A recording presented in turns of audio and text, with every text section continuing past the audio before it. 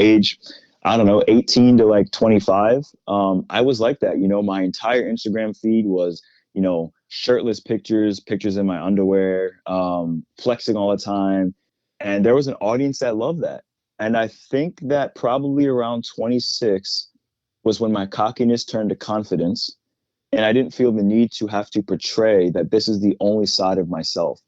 And I think that one of the things that people in the industry do is they relay so much, or I could use the word rely so much on the one aspect of themselves, which is their body. And people will look at you like, okay, well, there's nothing else to you. And when people were looking at me like that, I'm like, okay, well, but I'm in great shape. And that's the only thing you could relate to, is just being in shape. And you never really realize the type of negative impact that has on yourself mentally and the people around you. Um, but there has to be an understanding that there are more facades to you as a person. And I hope that everybody understands that there's more to you than just being in shape. You can still go to the gym 6 days a week without showing everybody 50 times a day that you have abs.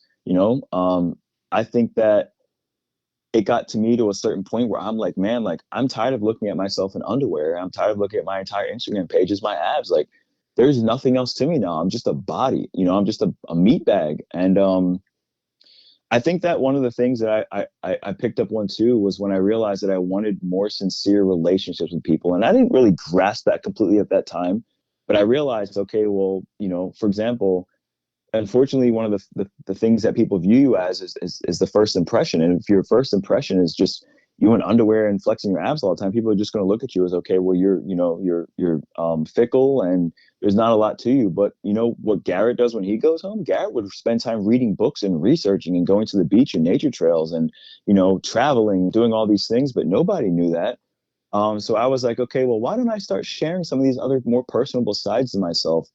And I realized that the connections and relationships that I was gaining with people through some of these other things were so much more meaningful. Like, yeah, I still go to the gym 5 to 6 days a week. I have a fitness TikTok where I talk about more than just my abs or flexing my abs all the time. I have another fitness Instagram page, but I've diversified what I share with the world about myself. And in turn, this has made me feel, wow, like there's more to me than just this. And I think that people who are stuck in that mindset, haven't really gotten to the point of comfortability where they realize they can share these other things with other people, and people are going to like them or not like them. And that's okay. It's not about everyone liking you all the time.